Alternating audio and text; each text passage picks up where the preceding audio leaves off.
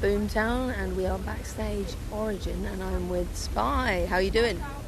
Amazing. How are you doing? I'm really good. That was a fantastic set you just did.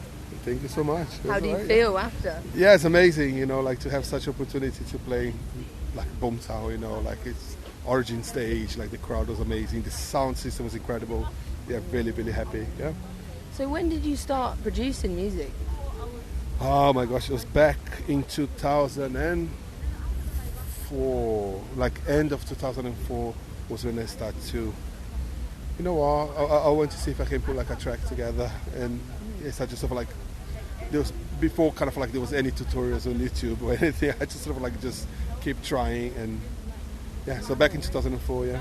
Okay, and what inspires you when you're making the music? Like, where does it come from? Like, what kind of energy do you put into it?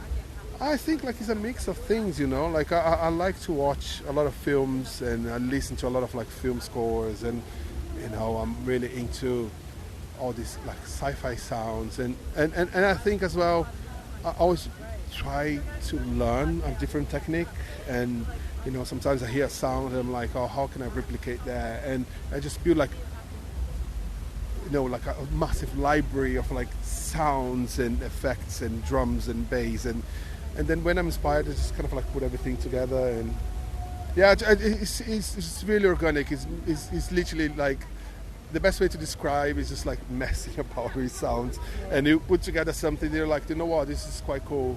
Yeah. I used to have like a whole, create like a theme and stuff, but it's kind of like forces you to sort of like be creative.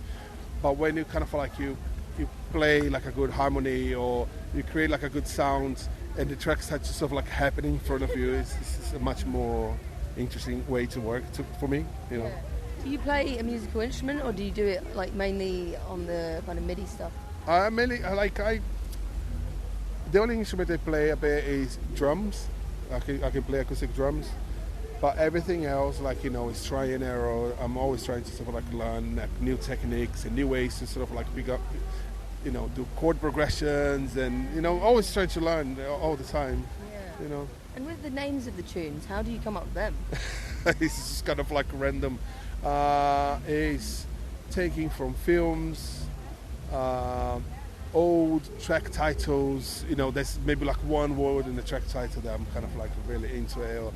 But it's mainly like films, mainly films, yeah. How did you first get involved with hospitality?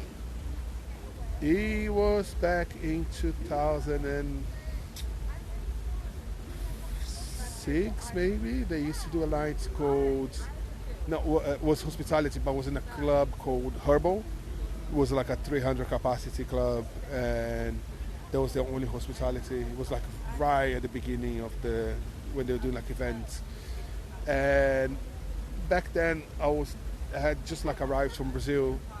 So one of the things I was doing all the time is go to those events to take pictures and send back to Brazil, so they could publish like in a Brazilian drum and bass website. Yeah. So I could show people in Brazil like, how is the drum and bass scene in England, like, and how things work, and the DJs playing, and back then was before kind of like actually filming anything. It was just literally like just pictures.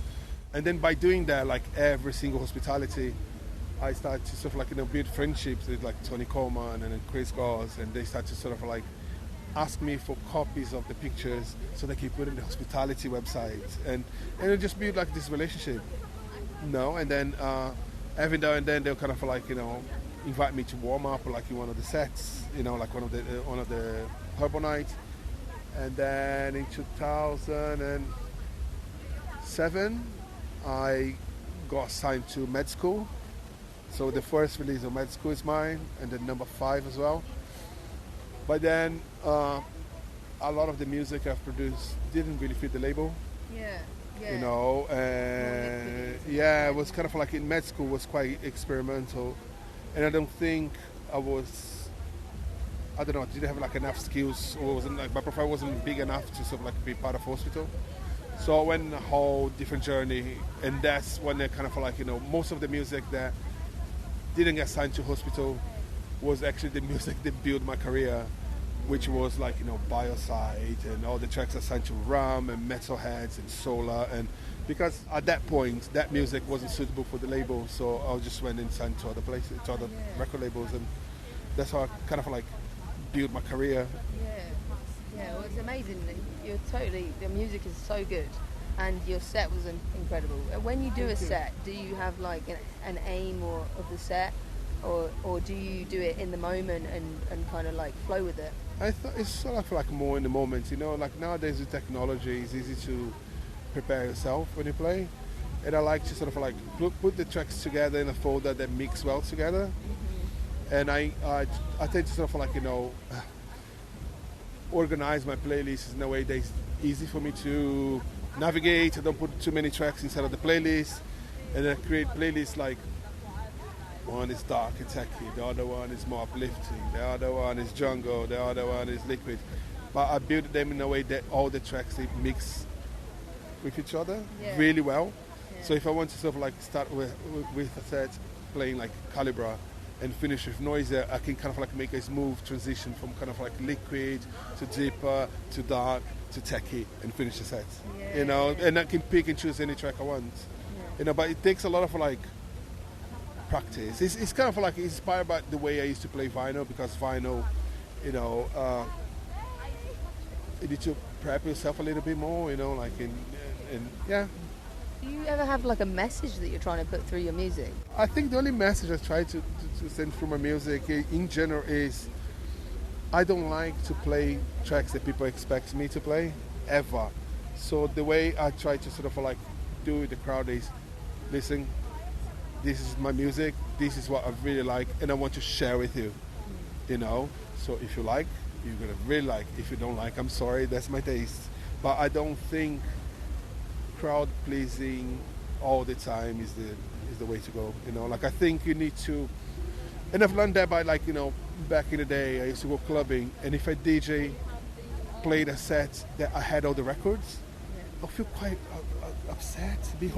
Go home and be like, I haven't heard anything new. It's all the same stuff that I have at home, you know? Like I'm really looking forward to hear some dub plates, and I try to adopt this identity of like, you know, be the guy that always play the unreleased stuff, and if it's a track that you know is always going to be like a completely different version that you never heard before, and just trying to sort of like show people like new music. So is drum and bass your favourite genre of music then? Yeah, it's always been. Like I started like DJing hip hop, and then I did a bit of house as well. But my love is like drum and bass since like the jungle era. Yeah, Have you heard about the Council of Bends? No. They're people who in Boomtown. This is Boomtown chat. Okay, yeah. They are trying to make everyone become Ben. So okay, do you think you'd be a part of that? So what was it? They just want everyone to be called Ben. Okay, yeah. Are you into it? I don't know. Maybe not. No, I don't think so. Yeah. Surely then you'd have to drop your name S.P.Y and you'd have to be Ben. No. I like S.P.Y. Yeah. Was difficult enough to sort of like find his name. So you're definitely for anti-Ben. Yeah. Okay, yeah. Anti-Ben. Awesome. Okay. That's great. Thank you so much. Is that good? Yeah. I mean, yeah, I don't know. I don't know. We'll have to see. Thank you so much. Okay, for no your problem. time. No problem. My pleasure. Awesome.